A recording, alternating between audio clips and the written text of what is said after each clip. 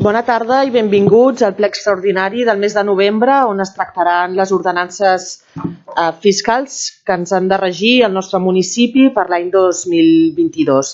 Primer, per això, començarem amb el primer punt, que és la proposta d'acord relativa a l'aprovació de l'expedient de reconeixement extrajudicial de crèdit 3/2021 i ens defensarà el punt la regidora d'Hisenda, Laia Martín. Gràcies, alcaldessa. Bon dia a tothom.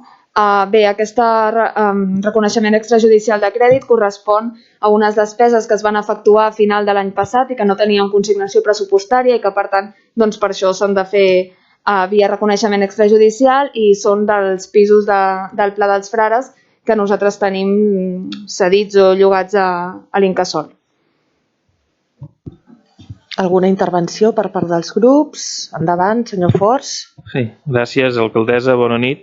Bé, entenem que les despeses eren del pagament del lloguer, per tant, era l'últim mes, és normal que no hagin pogut pagar l'any, per tant, encara que sigui un extrajudicial, nosaltres com a grup municipal també votarem a favor.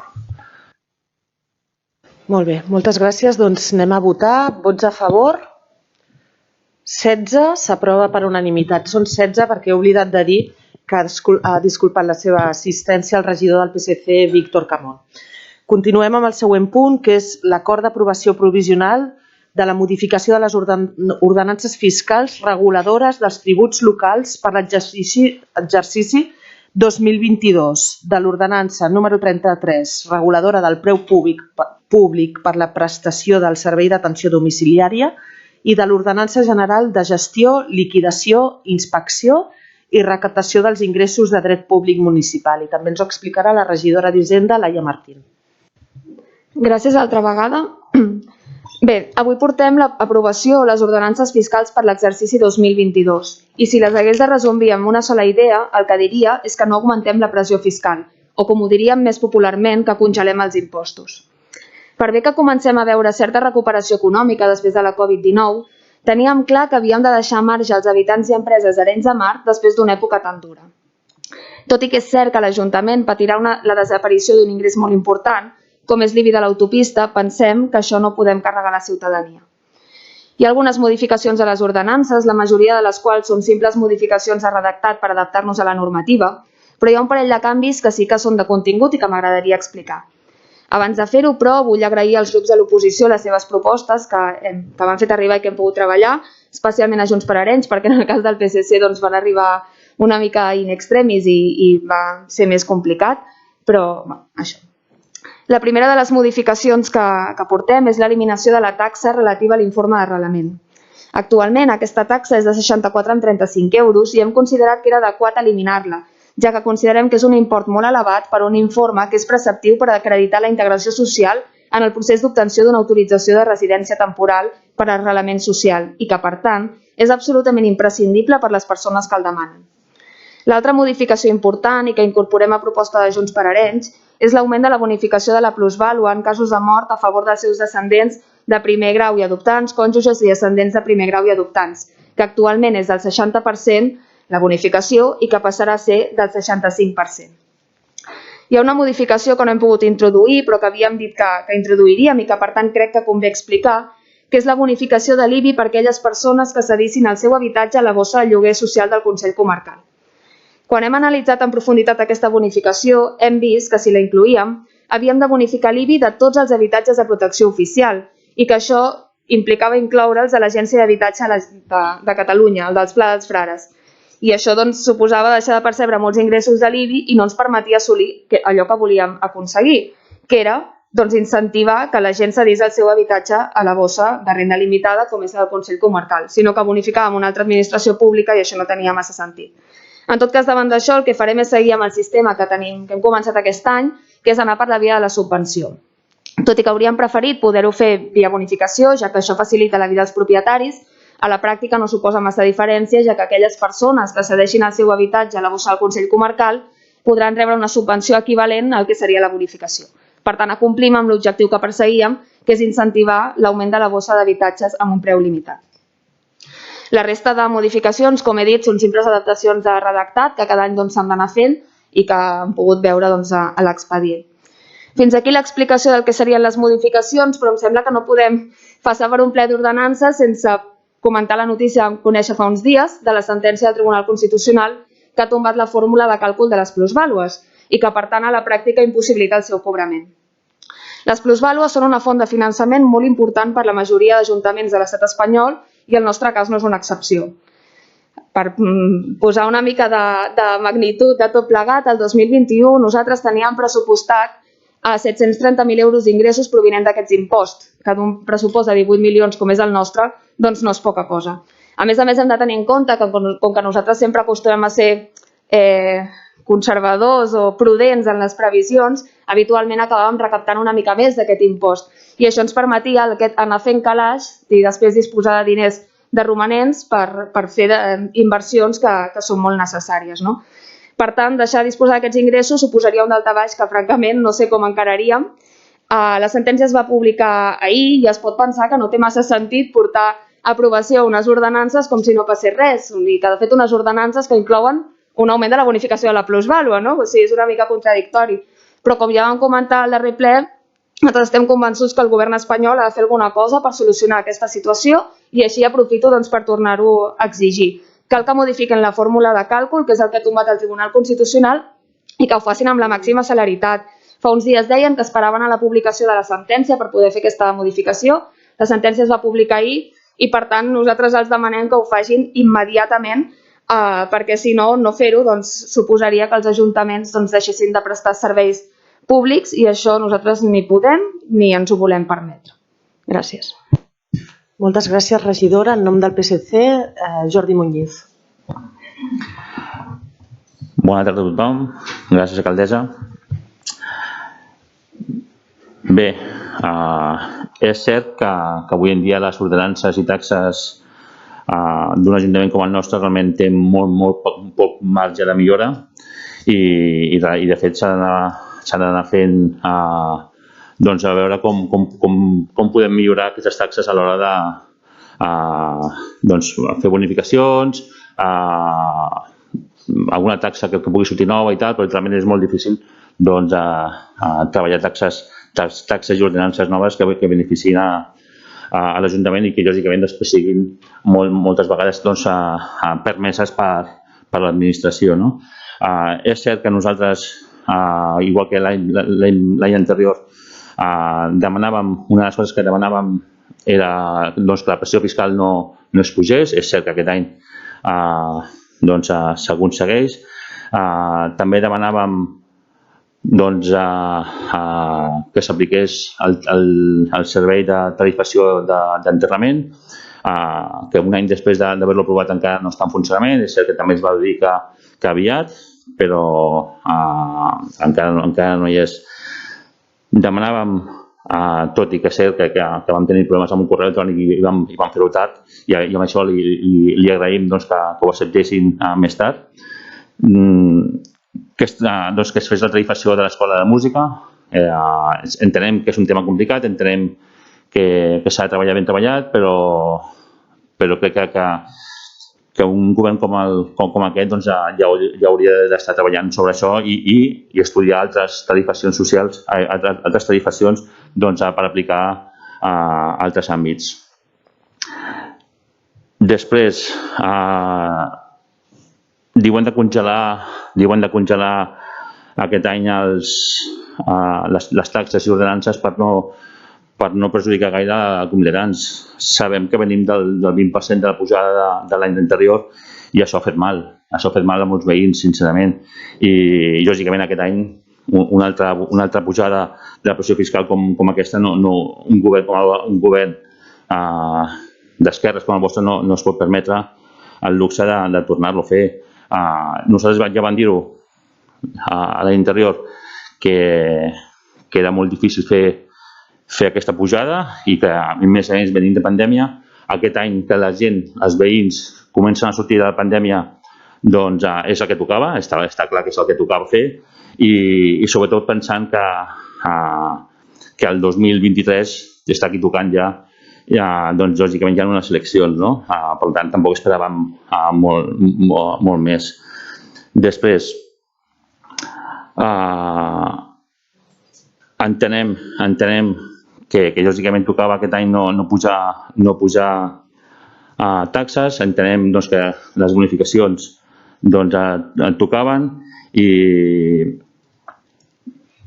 el que comentava sobre les plusvàlues, segurament avui mirant les notícies que segurament heu vist, ja parlaven de fer un decret llei per fer-lo el més ràpidament possible. Recordar que aquesta llei va ser modificada pel Partit Popular i que i molts podem pensar que és un impost injust i que teníem una oportunitat, i ja vas dir en el ple passat, que teníem una oportunitat tots plegats de treballar per un impost molt més just que no aquest i em remeteu a les paraules que vaig dir llavors. Treballem tots plegats perquè un impost injust com aquest puguem fer-lo millor i que realment els que més tinguin paguin més. Moltes gràcies. Gràcies, regidor. En nom de Junts per Arenys, Estanis Fors.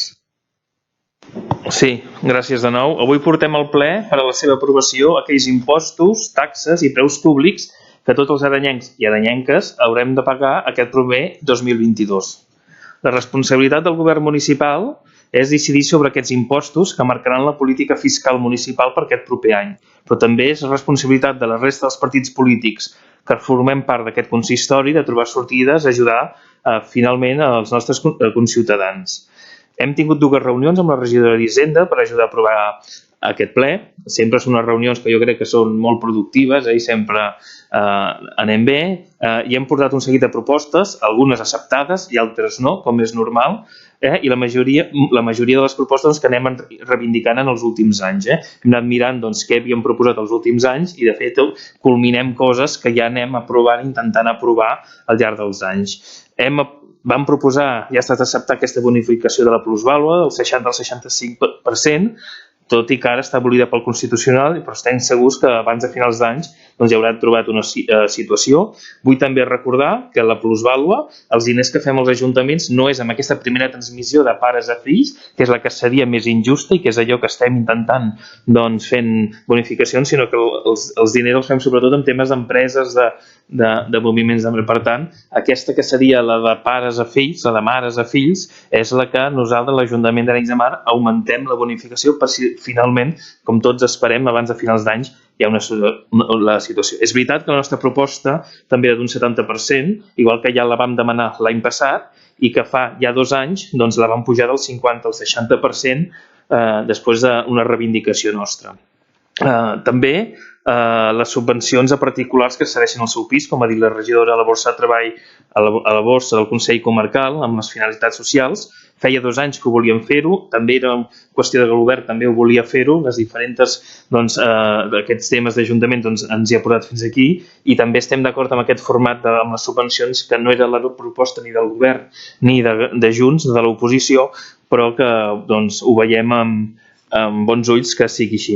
També estem d'acord amb aquesta proposta de l'eliminació de la taxa d'arrelament que ha proposat el govern perquè representava una despesa important per a famílies sovint vulnerables i per tant que els creiem que és més que necessari. La resta d'impostos queden congelats després de 2 anys d'unes pujades seguides d'impostos, com ha recordat el company socialista, que l'any passat nosaltres vam votar en contra per aquesta pujada del 20% de la taxa d'escombraries i com que no va haver-hi cap bonificació, era difícil un grup de l'oposició, que a més no se'l necessita, votar o abstenir-se en una votació on hi ha una pujada d'impostos.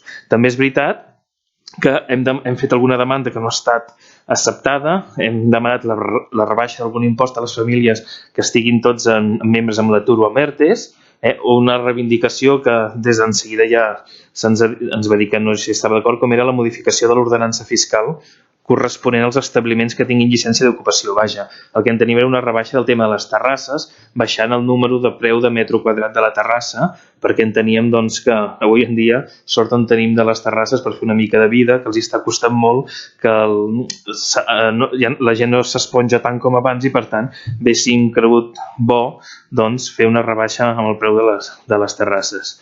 Hi ha altres propostes, per això, que no queden reflectides ara, però sí que hem quedat de començar a treballar en el proper pressupost que un cop acabem aquí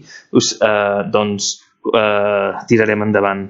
Una de les propostes que hem demanat és aquests diners xecs per les famílies per gastar en el comerç local, que sí que l'any passat ja hi vam estar treballant i que el regidor també hi va treballar. Ens sembla una molt bona idea que hem fet en altres llocs, perquè ajudes a famílies i ajudes al comerç a la mateixa hora. Hem mirat de veure si podem encabir-ho en els propers pressupostos. Aquestes subvencions a particulars que tinguin o visquin en edificis catalogats, nosaltres volíem una part d'aquest IBI que ho poguessin fer servir per pagar la restauració una mica de la façana. No s'ha pogut fer perquè des del servei, des de l'Ajuntament, no pot ser així. Pot ser una petita subvenció per ajudar-los, perquè hi ha famílies que costa molt, estem molt orgullosos del nostre patrimoni, però hem de conservar aquest patrimoni. I el tema de subvencions per la transformació digital del comerç. Entenem que el comerç, avui en dia, la transformació digital, tal com està ara, amb les noves tecnologies i amb aquesta crisi, aniria bé aquesta transformació digital i que costa diners.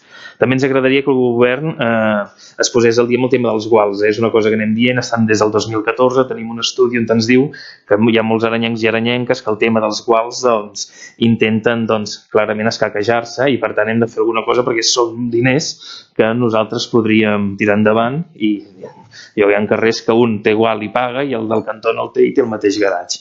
Cal també creiem que tenim prou musculatura econòmica i així ho repetim entre tots moltes vegades per poder fer alguna cosa més. Tot i així entenem que estem en un moment complicat. Fins i tot podria dir que hi ha molts ajuntaments que avui aquests dies no han fet ni taxa de peu públic, no ha fet ple, perdó, la majoria ho han deixat tal com està i no han fet aquest ple. Nosaltres fem aquest ple perquè hi ha unes petites, però fem les millores de rebaixes d'impostos pel ciutadà i per tant per això estem aquí, per tot el que he dit, pels compromisos que se'ns han, primera perquè se'ns ha dit que sí una sèrie de propostes i pels compromisos que s'han agafat de cara als propers pressupostos, ens farem una abstenció. Regidora, endavant. Sí. Bé, primer de tot agrair al regidor Forns les seves paraules i no només les paraules sinó també les propostes que ens han fet arribar tant per aquest ple com per al pressupost perquè penso que són bones i per això les que hem pogut les hem incorporat i algunes que ens agraden no les hem pogut incorporar perquè no es pot, perquè vostès saben que les bonificacions estan molt taxades per llei, per exemple les de l'IBI, que hi havia aquesta dels edificis catalogats, tot i que ho vam mirar no es podia incloure perquè està molt taxat. Hi ha sempre el típic exemple que posem cada any que volem incloure, que és la bonificació a les famílies monoparentals, igual que tenim a les famílies nombroses i no es pot. Per tant, hi ha algunes que tot i que ens agradaria no les hem pogut incloure i per tant agrair les seves paraules i les seves aportacions. I en el cas del PSC, bé, diverses coses. Primer, parlant de la tarifació social, estem treballant en incloure tarifació social en altres serveis, no només a l'Escola de Música, que de fet és dels més complexos de tots, però sí, per exemple, en el casal d'estiu, que és més senzill d'incloure i que des de l'àrea d'infància i joventut hi estan treballant perquè sigui una realitat molt properament. I penso que és un bon servei on poder incloure aquest tipus d'això. Després, vostè ha dit una cosa que a mi em xoca una mica, que és que un govern d'esquerres no pot pujar impostos. A veure un moment, justament és tot el contrari, Els serveis públics es financen amb impostos i els serveis públics justament tenen per objectiu redistribuir la riquesa i garantir la igualtat d'oportunitats per tothom. I això es fa a través d'impostos. Llavors podem dir que volem una fiscalitat més justa, que qui més té, més pagui. Totalment d'acord.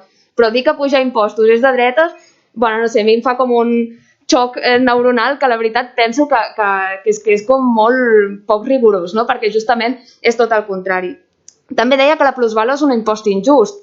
Bé, jo no estic massa d'acord que sigui un impost injust així en general. Puc estar d'acord amb que en aquesta que bonifiquem, com deia el senyor Forns, seria el cas més injust de tots. Ara, que amb una compra-venda, si ha pujat molt el valor cadastral, un hagi de pagar impostos, doncs home, igual tan injust no és, perquè al final vol dir que ha pujat molt el valor cadastral i que per tant segurament alguna cosa ja ha pogut guanyar. Per tant, jo no estic d'acord en que així en general sigui un impost injust. Segurament es podria millorar perquè fos més just, però dir que no ho és així en general, doncs no hi estic d'acord. I vostè, sí, és d'acord, el govern del Partit Popular, però fa uns quants anys que governen, ha tingut temps de sobres per fer una modificació de la llei d'hisendes locals i modificar la fórmula de càlcul de la plusvàlua, que ja tenia molts avisos des del 2017, em sembla que és la primera sentència, de que això anava per aquí. Per tant, temps n'han tingut de sobre. Si ara la manera més ràpida és un decret llei, fantàstic, fem un decret llei, però, home, temps n'han tingut. Res, ja està, només era això. Gràcies, regidora. Alguna intervenció més? No? Doncs deixi'm que en un ple important, el ple d'ordenances és un dels plens més importants de l'any, juntament amb el de pressupostos, i penso que aquest any vull agrair als grups de l'oposició, tal com ha fet la Laia, la seva predisposició i el seu to, i penso que ens hem de congratular tots, perquè malgrat l'any que portem un any i mig de glòries i de pandèmies, amb tot el que implica, no només per al ciutadà, sinó també per l'Ajuntament, després de que deixarem de rebre 350.000 euros de l'IBI de l'autopista, hem hagut de fer grans esforços per poder encaixar aquesta pèrdua d'ingressos, de moment de 350.000 euros, per poder continuar donant els mateixos serveis.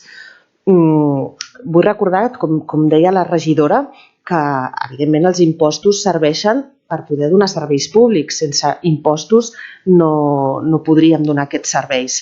I vull recordar que cada vegada tenim més serveis que alguns són propis i alguns no són propis. No els hauríem de prestar, però els prestem per donar un bon servei i un servei de proximitat i de qualitat als nostres vilatans i vilatanes. Per tant, si volem ampliar els serveis als aranyencs i aranyenques, evidentment això representa un cost més elevat per l'Ajuntament i això no es pot finançar d'una altra manera que amb impostos. Això no vol dir, com deia la regidora, que acollem el ciutadà, sinó que el que hem de lluitar com a govern d'esquerres és per fer uns impostos justos i que pagui qui més té, qui més capacitat econòmica té. Dit això, crec que el titular d'aquest ple és que aquest any no pugem els impostos, tampoc els vam apujar l'any passat un 20%, vam apujar la taxa de residus i perquè el cost del servei era més car. Altres ajuntaments com Mataró crec que han pujat l'IBI un 5% aquest any. Ja ens agradaria, no?, a nosaltres, perquè segurament podríem donar molts millors serveis, però bé, hem decidit congelar aquests impostos, estem fent un esforç molt i molt gran. Ja avanço l'agraïment als regidors de govern perquè a les properes setmanes, quan continuem parlant de pressupostos 2022, doncs entre tots haurem de renunciar a moltes coses i ens haurem d'apretar molt el cinturó, però bé, les circumstàncies econòmiques i socials del país són aquestes i per tant entre tots farem aquest gran esforç. Res més, em congratulo que congelem els impostos, per tant la pressió fiscal pels aranyencs i aranyenques es mantindrà igual i això crec que és una bona notícia. I res més, anem a votar, portem a votació l'aprovació d'aquestes ordenances fiscals. Per tant, vots a favor, 9, que són els de govern, abstencions, 7, que és Junts per Arenys i Partit dels Socialistes de Catalunya. Doncs, per tant, queden aprovades i fins aquí el ple. Ha estat un ple ràpid, un ple plàcid i un ple que ens marcarà els ingressos municipals per l'any 2022. Res més. Moltes gràcies i bona tarda a tothom.